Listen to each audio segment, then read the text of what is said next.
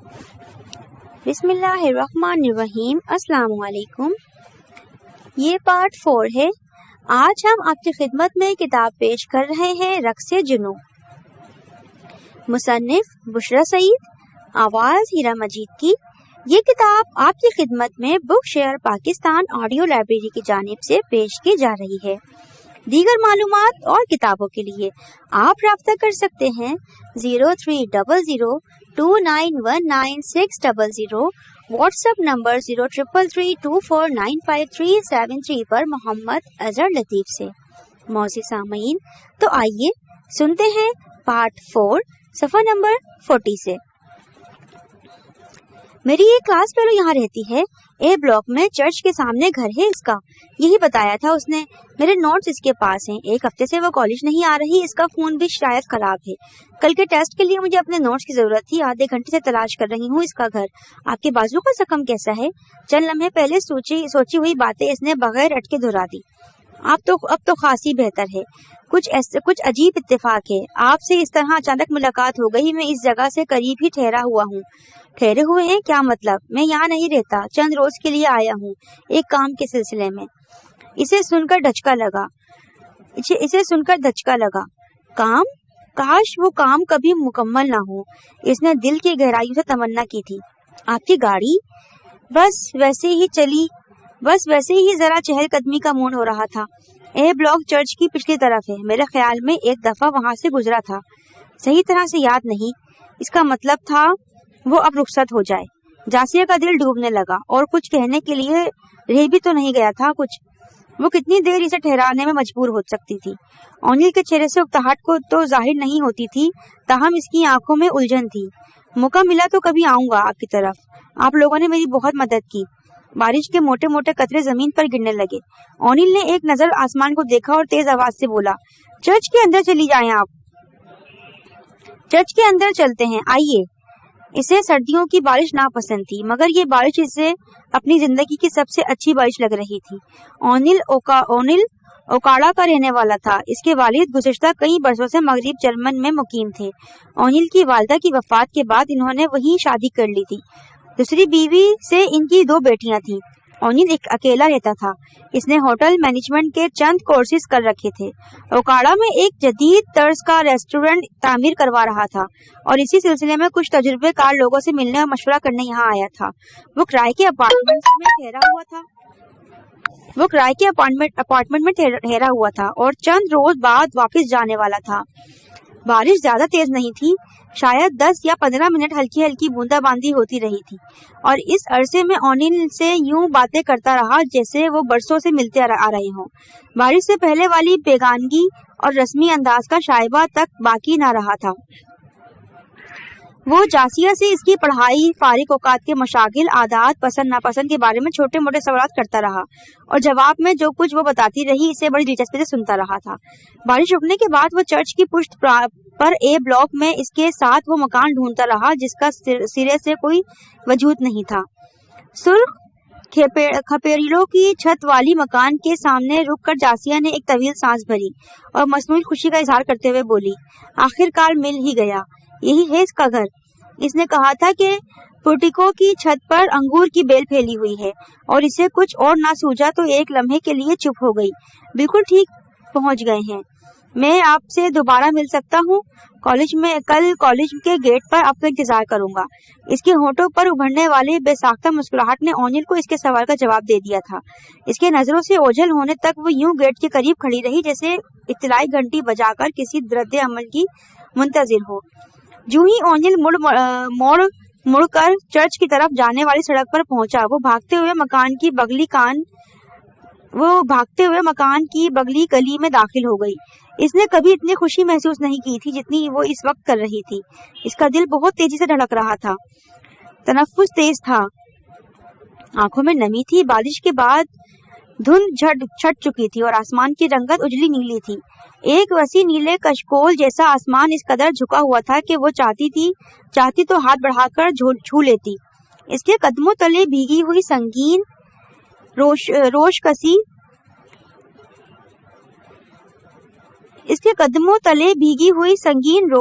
किसी तलस्सुम के ज़ेर असर खुद ब खुद सिमटती जा रही थी।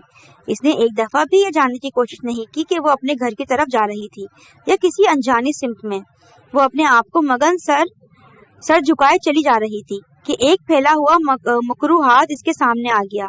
शायद वो हाथ ही था, किसी जानवर के पोस्ट बुरेदा नीचे जैसा हाथ।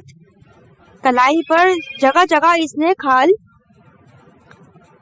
उधेड़ी हुई गुलाबी गड़े जिनके किनारों पर सफेद लेसदार मवाद जमा था। वो डर कर 2 कदम पीछे हट गई। इसने अपनी पूरी जिंदगी में इस कदर घिनौना चेहरा नहीं देखा था। इस भिखारी औरत का चेहरा और गर्दन गलीज रिश्ते हुए फोड़ों से भरपूर थे। इस भिखारी औरत का चेहरा और गर्दन गलीज रिश्ते हुए फोड़ों से पुर थे। एक आंख पर गुलाबी लोथड़ा इस तरह लटक रहा था कि वो दिखाई नहीं दे रही थी। दायां कान यूं झूल रहा था जैसे किसी भी लम्हे जिस्म से जुदा हो जाएगा। इसके बावजूद से ऐसा नाकाबिले बर्दाश्त तौफुन उठा रखा था कि जैसे जासिया को बेख्तियार अबकाई आ गई। इसने पल आवर की जेब में हाथ डाला, एक सिक्का शहादत की उंगली और अंगूठे की चुटकी में पकड़कर इस की हथेली के ऊपर हवा में ही छोड़ दिया। कराहत के मारे इसका सारा जिस्म सकड़ रहा था। इसे लग रहा था वो चंद लम्हे और यहाँ ठहरी तो इसे क्या हो जाएगी। वो तेज कदमों से आगे बढ़ने लगी थी कि बुढ़िया ने अपना हाथ इसके कंधे पर रख दिया। इसे झुरझुरी सी आ गई। वो इसका रास्ता रोक कर खड़ी हो गई। सिक्का इसे जमीन पर पटक दिया था। ते माँ से गिन खावे क्यों रीती, क्यों गिन खावे, तेरी कोड़ी है माँ की तरइयों पड़ती का कोड़ो देना, तुरो मन के बेहतर माँ कोड़े, तू मुझसे गिन खाती है क्यों री, क्यों तू क्यों गिन खा रही है, तू भी कोड़ी है मेरी तरह, ये तेरा कोड़ दिखाई नहीं देता, तेरे मन के अंदर कोड़ है। जासिया खौफजदा हो गई। भिखारन की आवाज में वहशत थी। शायद वो कोई पागल थी। वो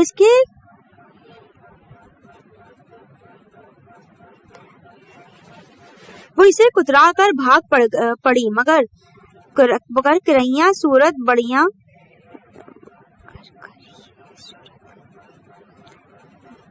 वो इससे कतरा कर भाग पड़ी मगर कर ये सूरत बुढ़िया इससे ज्यादा सरअत से भागी और एक बार फिर इसके सामने आ गई। वो कोला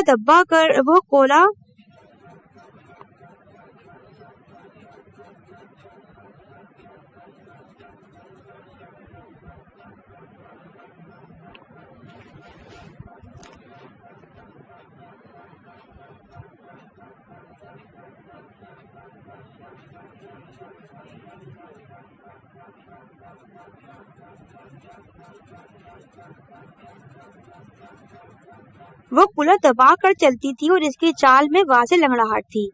इसके बावजूद वो हैरत अंगेज फुर्ती से जासिया का रास्ता रोक चुकी थी। मेरू पंदे के जकमती को नजर आवे, वाजू सोनी चमड़ी माँ लकाए फिरे, कोड़ती इनसे गिन क्यों ना खावे, बस को सब वेखे, वासिब के भेद जाने, बेहतर की बाता जाने, वाती से गिन खा गया तब बोल रही क्या करेगी, ते किधर जावेगी, बोल रही थी क्या करेगी, मेरे बदन के जख्म तुझे नजर आते हैं, वो जो खूबसूरत चमड़ी तले कोड़ छुपाए फिरते हैं, इनसे तू गिन क्यों नहीं खाती, इसे सब दिखाई देता है, वो सब के भेद जानता है, अंदर की बातें जानता है, वो तुझसे घिन खा गया तो बोल रही क्या करेगी, तू किधर जाएगी, बोल रही तू क्या करेगी। पता नहीं वो क्या कह रही थी। जासिया पर भुखलाहट तारी हो चुकी थी। वो मुड़कर पिछली सिमत में सरपट दौड़ने लगी। इस बार फकीरनी ने इसका ताक़ुब नहीं किया था।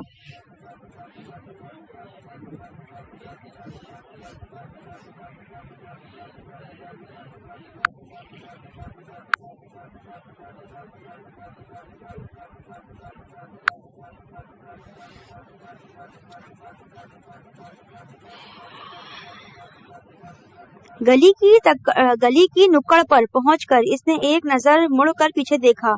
वो इस जगह खड़ी सर उठाए आसमान को देख रही थी। जासिया ने अपने दिल को कनपटियों में बजते हुए सुना था। تم اتنا کم کیوں بولتی ہو عائشہ؟ پتہ نہیں جی، میرے ابا جی کہتے ہیں زیادہ بولنے والی بیوقوف ہوتی ہیں۔ میری کے ہونٹوں پر مسکراہٹ بکھر گئی۔ اس کا مطلب ہوا میں بیوقوف ہوں؟ نہیں جی، اس نے جلدی سے نفی میں سر ہلایا۔ یہ تو میں نہیں کہہ رہی، آپ زیادہ تو نہیں بولتی، ضرورت کی بات ہی کرتی ہیں۔ اس وقت وہ دونوں دیوار کے ساتھ رینگتے ہوئے ایک خشک نالے کے کنارے بیٹھی تھی جو پتوں سے اٹا پڑا تھا۔ نالے پر سایہ فگن درختوں کے باعث یہاں نسبتاً ٹھنڈک رہتی تھی اور بہت سی لڑکیاں اپنے فارغ وقت میں ادھر ڈیرا جما لیتی تھیں۔ شور کی آوازیں سن کر عائشہ کی توجہ اس جانب منتف ہوئی تو اس نے ایک دبلی پتلی لڑکی کو کتے کا پلہ اٹھائے ہوئے دیکھا۔ نالی کا کچھ حصہ جو کنکریٹ کی سیلوں سے ڈھکا ہوا تھا، وہاں کتیا نے بچے دے دیے تھے۔ اس نے پہلے بھی لڑکیوں کو کتیا اور اس کے بچوں پر پتھر برساتے دیکھا تھا۔ وہ لڑکی پلے کو اگلے پنجوں سے لٹکا کر دائیں بائیں جلاتے ہوئے بے تحاشا ہنس رہی تھی۔ اس کے ارد گرد 6-7 لڑکیوں کا گروہ گھیرا ڈالے اس کھیل سے محظوظ ہو رہا تھا۔ پلہ اس آفت سے گھبرا کر چیاؤں چیاؤں کر رہا تھا۔ میری نے عائشہ کے چہرے پر پھیلتا اضطراب بھانپ کر وجہ پوچھی، لیکن وہ منہ سے کچھ بولے بنا اس سمت دیکھتی رہی۔ اب وہ لڑکی اس مختصر حوض کی جانب جا رہی تھی جس میں ایک بڑے نل سے گرتا ہوا پانی جمع ہوتا تھا۔ لڑکیاں وہاں پر منہ ہاتھ دھوتی تھیں۔ حوض کے قریب جا کر اس نے پلے کو زور سے جھلایا اور حوض میں اچھال دیا۔ ایک لڑکی نے تاک کر پتھر دے مارا۔ وہ درد سے بلبلا کر زور زور سے چلانے لگا۔ ایک من چلی لمبی سی چھڑی اس کی کمر میں چاقو کی طرح گونپ کر اسے غوطہ دینے لگی۔ عائشہ یکدم اپنی جگہ سے اٹھی اور تیزی سے لڑکیوں کے قریب چلی گئی۔ میری بھی اس کی تکلیف میں اٹھ گئی۔ وہ لڑکیوں کا گھیرا توڑ کر آگے بڑھی اور باہر نکلنے کے لیے جدوجہد کرتے ہوئے پلے کو دونوں ہاتھوں سے اٹھا لیا۔ کیا کر رہی ہو عائشہ؟ چھوڑو اسے۔ میری کو اس کی بیوقوفی پر غصہ آ گیا۔ آس پاس کھڑی لڑکیاں اسے ناپسندیدگی کی نظر سے دیکھ رہی تھیں۔ نا جی، بے زبان جانور کو نہیں ستانا چاہیے۔ وہ بڑے اطمینان سے بھیگے ہوئے پلے کو اپنے دوپٹے سے پوچھ رہی تھی۔ اس نے ایک بار پھر نظر اٹھا کر لڑکیوں کے چہرے پر گدھا ہوا تمسخر دیکھنے کی کوشش نہیں کی۔ پلہ اپنے جسم کو بار بار سکیڑ کر پانی کے قطرے جھاڑ رہا تھا اور اس کے بالوں سے اڑتے چھینٹے عائشہ کے کپڑوں اور شاید چہرے پر بھی گر رہے تھے۔ میری نے مزید کچھ نہیں کہا۔ وہ ایک طرف کھڑی ہو کر ہونٹ بیچنے اسے دیکھتی رہی تھی۔ عائشہ نے پلے کا جسم اچھی طرح خشک کر کے پھر بعد دھوپ میں چھوڑ دیا۔ نل سے اپنا چہرہ، ہاتھ، پاؤں، دوپٹہ، پلو دھویا اور مڑ کر یوں مسکرائی جیسے کچھ ہوا ہی نہیں ہو۔ اس کی آنکھوں سے عجیب اطمینان جھلک رہا تھا۔ تم نماز کیسے پڑھو گی؟ تمہارے کپڑے تو ناپاک ہو گئے۔ کوئی بات نہیں، میں قضا نماز پڑھ لوں گی۔ تمہارا دل نہیں گھبرایا؟ اسے ہاتھ لگاتے ہوئے اس کے جسم سے گندے چھینٹے اڑ رہے تھے۔ دل گھبرانے والی کیا بات تھی؟ یہ بھی تو اللہ کی مخلوق ہیں، انہیں بھی درد ہوتا ہے، یہ بھی دکھی ہوتے ہیں۔ مخلوق کے ساتھ نیکی کرنے سے اللہ خوش ہوتا ہے جی۔ عائشہ سادگی سے بولی۔ تم نے اللہ کو خوش کیا ہے عائشہ؟ اس کے بدلے میں وہ تمہیں کیا دے گا؟ میری جانے کیا پوچھنا چاہ رہی تھی۔ وہ نیکیاں دے کر تھوڑی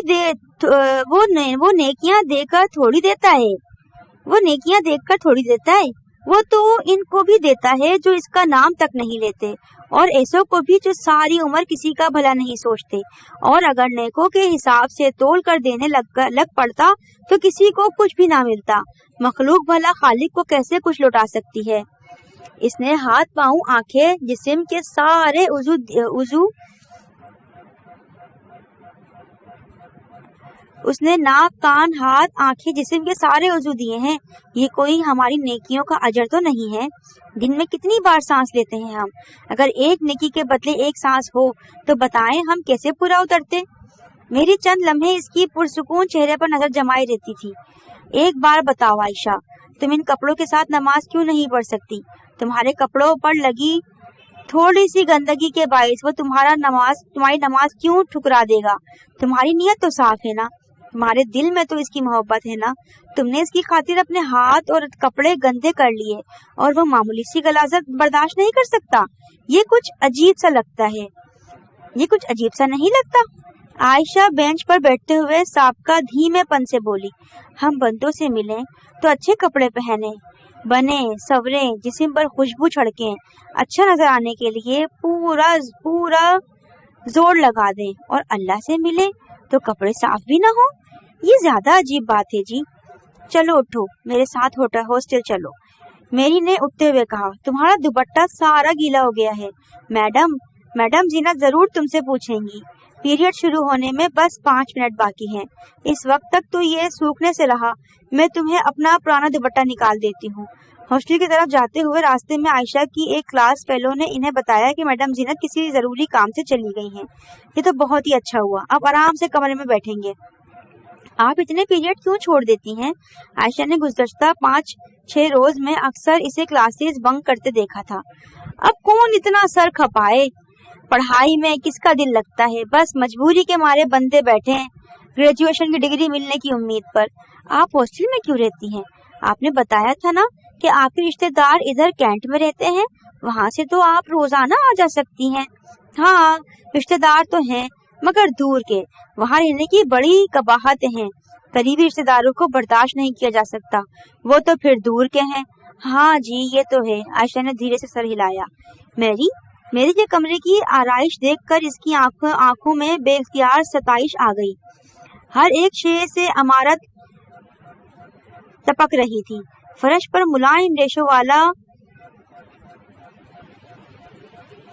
قالین, دیواروں پر ٹنگی پینٹنگز, قیمتی ڈیکوریشن پیسز, کھڑکیوں اور دروازوں پر ریشمی پردے. دوپٹے نکالنے کے لیے اس نے الماری کھولی تو خوش رنگ دیدہ زیب ملبوسات کا ایک ڈھیر عائشہ کی نظروں کے سامنے آ گیا.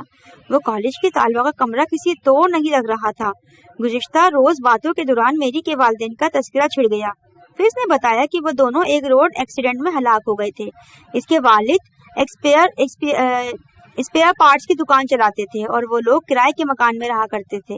ان دنوں وہ والد کی وفات سے پر ملنے والی انشورنس کی رقم کو قومی بجٹ کا ماہانہ منافع کی اسکیم میں انویسٹ کر کے اپنے اخراجات پورے کر رہی تھی.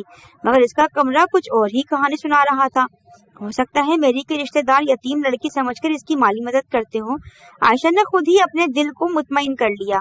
تجسس اس کی فطرت میں شامل نہیں تھا. چھٹی کے وقت وہ عائشہ کو چھوڑنے کے لیے گیٹ تک آئی تھی اور کالی گاڑی کے ساتھ ٹیک لگا کر کھڑے دراز قامت شخص کو دیکھ کر اس کی قریب چلی گئی تھی. عائشہ ادھر آؤ, اس سے ملو, میری کزن ہے اونل. وہ نہ آگے بڑھی اور نہ ہی اونل کی ہیلو کا جواب دیا. وہ گہری نظروں سے اس کا جائزہ لے رہا تھا. تمہاری کوئی نئی دوست ہے نا؟ میں نے بتایا تو تھا تمہیں. ابھی 1 ہفتہ ہوا ہے عائشہ کو یہاں ایڈمیشن لیے ہوئے. اونل ہمیں آئس کریم کھلا لاؤ. میں ابھی جوتا چینج کر کے آتی ہوں. عائشہ تم یہیں ٹھہرو, میں ابھی آئی. وہ اپنے کمرے سے سلیپرز پہن کر نکل آئی تھی. ٹھیک ہے تم جوتا چینج کراؤ, اتنی دیر میں تمہاری دوست سے اپنا تعارف کرا دیتا ہوں. تم نے تو 2 جملے بول کر قصہ ختم کر دیا. اونل اور کزن ہونے کے علاوہ مجھے اور بھی خوبیاں ہیں. عائشہ نے ان کی آنکھوں کو خود پر جمے ہوئے پایا. میری اس کی رائے لیے بغیر ہی چلی گئی تھی. اونل چند قدم اٹھا کر اس کے قریب پہنچ گیا. اس کے ہونٹ کچھ کہنے کے لیے کھل ہی نہیں رہے تھے کہ وہ تیزی سے مڑی اور گیٹ سے اندر چلی گئی. اسے اونل کی شخصیت سے عجیب قسم کا خوف محسوس ہوا تھا. اس کی نظروں میں ایک مخصوص چبھن تھی جو زرد چوٹیوں کی مانند بدن پر رینگتی تھی. چھٹی کے وقت وہ کالج کے گیٹ سے باہر نکلی تو اونل اس کے انتظار میں موجود تھا. جاسیہ کے ساتھ اس نے فرنٹ ڈور کھول دیا تھا. وہ بنا جھجکے بیٹھ گئی.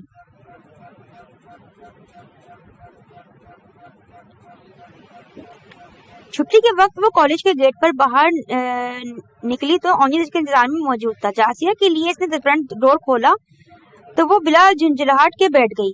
ڈرائیو کرتے ہوئے وہ زیادہ وقت اپنے ریسٹورنٹ کے بارے میں بتاتا رہا اور جاسیہ کی اجلی پیشانی پر کروٹیں لیتے سیاہ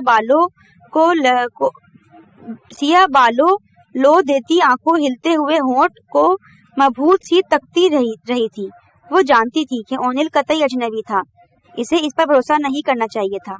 आंखें बंद कर इसकी बातों पर एतबार नहीं करना चाहिए, मगर वो इसके मसूर कर देता था, जिसे कोई सियाह नाग अपनी फसों का आकार आंखों से शिकार को बेहिस और हरकत बना देता है। शिकार ये जानने के बावजूद कि मौत से आंखें चार हैं, पलके चिपकाए बिना साकित व सामत रहता है। ओनिल के सामने देखकर इसके अंदर की मज़ाहिमत दम तोड़ देती थी। वो इस बार एतबार करने पर मजबूर थी। इसने गाड़ी एक मशहूर चाइनीज रेस्टोरेंट के सामने रोक दी थी। बावर्दी दरबान ने इनके दरवाजा खोला। वो कभी इतने महंगे रेस्टोरेंट में नहीं आई थी। रंग व बू में लथपथ नामानूस माहौल ने इस पर खफीफ सी घबराहटें तारी कर दी थी। वेटर ने मेन्यू कार्ड इसके सामने लाकर रख दिया। वो कार्ड खोलकर फहरिस्त पर नजर दौड़ाने लगी। इसे चाइनीज खाने से जरा सी भी वाकफियत नहीं थी। एक टीवी प्रोग्राम में एक आज चाइनीज खाने का नाम सुन चुकी थी और इन्हीं खानों को वो फहरिस्त में तलाश कर रही थी। बहुत सोच कर इसने चिकन मंचूरियन और फ्राइड राइस का इंतखाब किया। ओनिल ने इसकी पसंद को तरजीह दी थी। ऑर्डर में इसने महज एक सूप का इजाफा किया था। खाना खाते हुए मुसलसल महसूस करती रही कि इनके दाएं तरफ वाली मेज पर बुराजमान चार लड़कियां बार बार इनकी जानिब देखती और सर झुकाकर सरगोशियों में बातें करने लगती। इनकी आंखों में रश्क और हसद के जज्बात देखकर जासिया की गर्दन में खुद ब खुद तनाव आ गया। रेस्टोरेंट से निकलते हुए वो निहायत एतमाद के साथ ओनिल के कदमों से कदम मिलाकर चल रही थी। इसे घर से कदरे फासले पर उतारते हुए ओनिल ने कहा था, मेरा प्रोग्राम 2-3 रोज में वापस जाने का था, मगर अब लगता है मैं जल्दी नहीं जा सकूंगा। क्यों? वो ख्वामखा अनजान बनी। बस इस शहर में प्यार हो गया है, जी ही नहीं चाहता इसे छोड़कर जाने को। वो होठों से होठों में मुस्काई। फिर तो रहना ही पड़ेगा, मजबूरी है। अगले रोज वो फिर इसे लेने पहुंच गया था। इन दोनों ने एक तफरीही पार्क में कुछ वक्त गुजारा और गुज़िश्ता दिनों की तरह ओनिल इसे घर के करीब एक कम आमद रफ्त वाली सड़क पर उतारकर रुखसत हो गया। फिर ये इनका मामूल बन गया। वो रोजाना इसे कहीं घुमाने ले जाता। ज्यादा वक्त गुजर जाने पर जब जासिया वापस जाने के लिए इसरार करती तो ओनिल सख्त कबीदा खातिर होता। देर से घर आने का जवाज पेश करने की खातिर अम्मी से झूठ बोलते बोलते जब बहाने ना पैदा होने लगे तो ओनिल ने इस मुश्किल का ये हल तजवीज किया कि वो कुछ दिनों के लिए कॉलेज जाना छोड़ दे। इस तरह वो ज्यादा वक्त इकट्ठे बिता सकते हैं। ओनिल की बात वो कैसे रद्द कर सकती थी? खुद इसकी भी तो यही मर्जी थी। वो घर से कॉलेज के लिए तैयार होकर निकलती। चौराहे से आगे मोड़ पर ओनिल इसका मुंतजिर होता। छुट्टी के वक्त वो इसे वापस छोड़ देता। इसने वक्त पर घर आना शुरू कर दिया तो अम्मी भी मुतमईन होकर खामोश हो गईं। इसे मालूम था कि ओनिल सिर्फ इसकी खातिर ठहरा हुआ था, मगर आखिर तो इसे लौटकर जाना था। इसकी वापसी के बारे में सोचकर जासिया की नब्ज थमने लगती थी।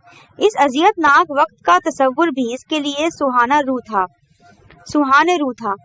इसकी सोच का इख्तिताम बस यहीं पर हो जाता था कि ओनिल इसके पास था और इसे मिल सकती थी, जी भर के देख सकती थी, इसकी आवाज सुन सकती थी। लेकिन ऐसा कब तक मुमकिन होगा? वो चला गया तो क्या होगा? इन दोनों के दरमियान मजहब की दीवार हाइल थी। इसे किस तरह अबूर किया जा सकता था? अम्मी को इसकी चोरी छुपे एक ईसाई लड़के से मिलने की खबर हो गई तो हालात क्या हो जाएंगे? ये सब वो समझना नहीं चाहती थी। मैं परवीन की तरफ जा रही हूँ। इसकी नंद बहुत बीमार है। कई दिनों से जाना चाह रही थी लेकिन याद ही नहीं रहता कुछ। कैंसर है बेचारी को, आखिरी सांसें ले रही है। तुम दरवाजा बंद कर लो, मुझे शायद 1.5-2 घंटा लग जाएंगे। इफ़त ने गरम चादर ओढ़ते हुए इत्तला दे दी थी। परवीन स्कूल में इनकी कुलीग थी। इसने घड़ी में वक्त देखा। सुइयां 9 बजने का ऐलान कर रही थी। इसने इन्हें रुखसत करके दरवाजा बंद किया और कमरे में टहलने लगी। जब इसे यकीन हो गया कि वो वैगन में बैठ चुकी होंगी तो वो आहिस्तगी से दरवाजा खोलकर सड़क पर आई और दाएं बाएं देखकर मार्केट की तरफ चल दी। एक पीसीओ से ओनिल के मोबाइल पर फोन करके इसने आने के लिए कहा और इसी पीसीओ के सामने इसका इंतजार करने लगी।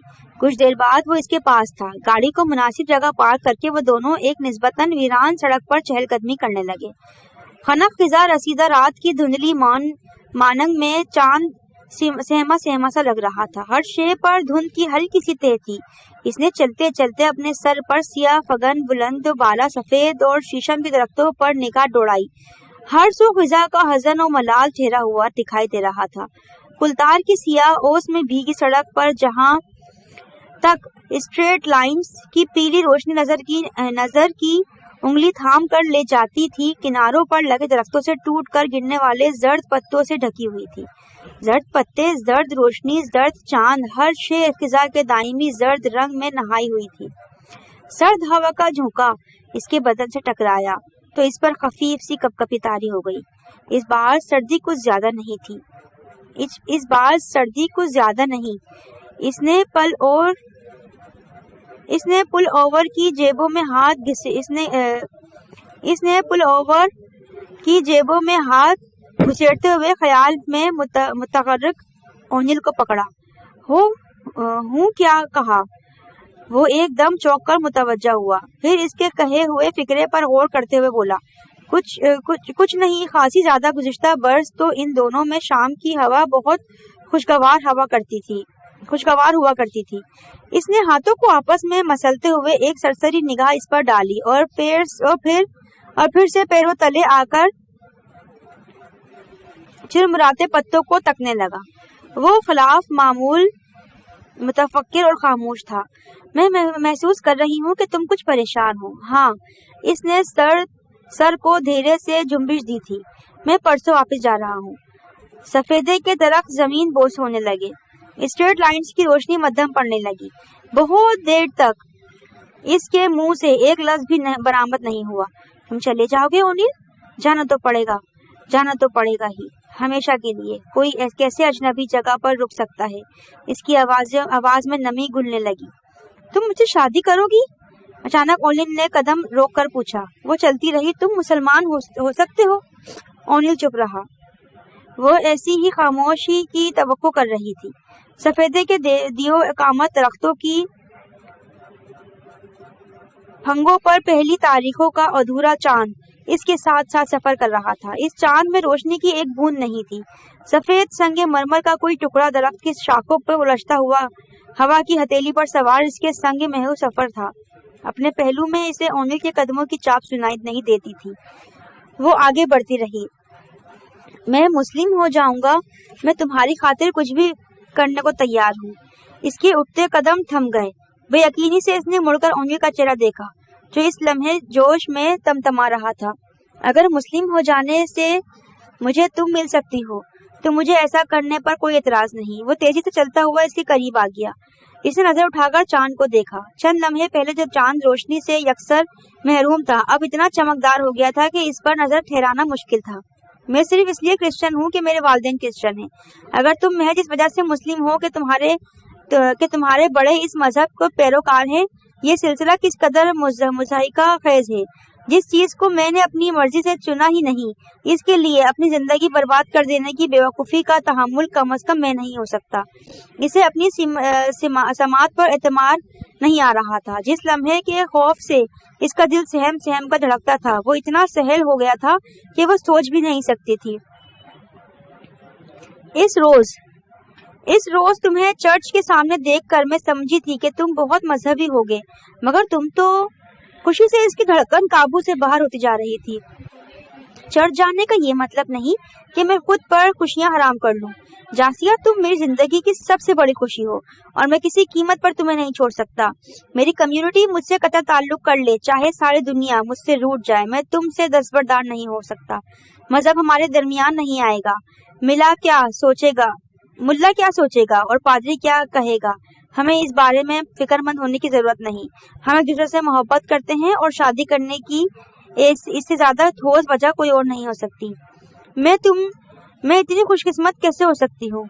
वो हवा के दोष पर तैरती सोच रही थी।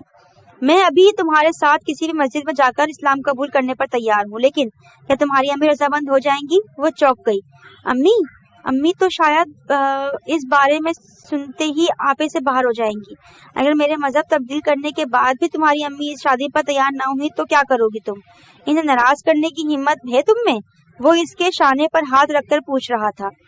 کچھ دیر وہ اس کے لمس کی حدت کو اپنے شانے پر جذب ہوتے محسوس کرتی رہی اور پھر ٹھوس لہجے میں بولی، ہاں میں کسی بھی حد سے گزرنے کے لیے تیار ہوں۔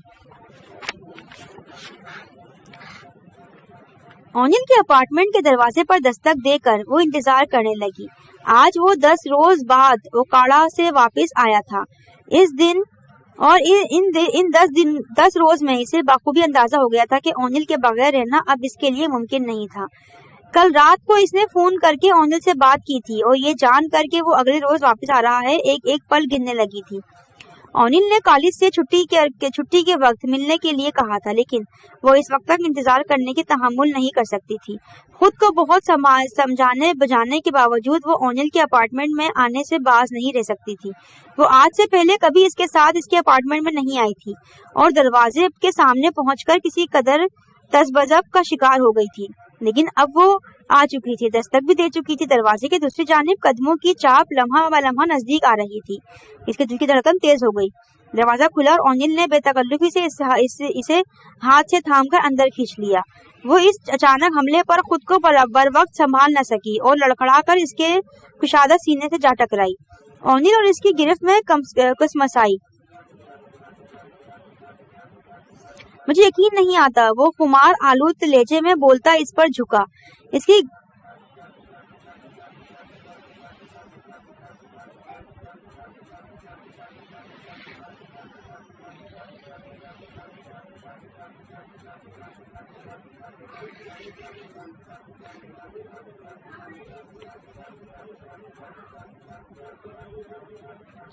کیا ہوا؟ وہ اس کی گھبرائی ہوئی صورت پر نظریں گاڑ کر ہولے سے مسکرایا اور دروازے کو لاک کر دیا۔ اونیل کے چہرے کی غیر معمولی سرخی، چڑی آنکھیں اور قدموں کی لڑکھڑاہٹ اسے بہت کچھ سمجھا رہی تھی۔ سینٹر ٹیبل پر دھری لمبی گردن والی سبز بوتل اور بلورین جام کی تہہ میں تیرتے رنگین سیال کو دیکھ کر اس کے شکوک کی تصدیق ہو گئی تھی۔ اونیل شراب پیتا ہے؟ اسے دکھ ہوا۔ ہونٹ کچلتے ہوئے وہ صوفے پر بیٹھ گئی تھی۔ تم پریشان ہو گئی ہو جاسیہ؟ اطمینان سے بیٹھو۔ میں آؤٹ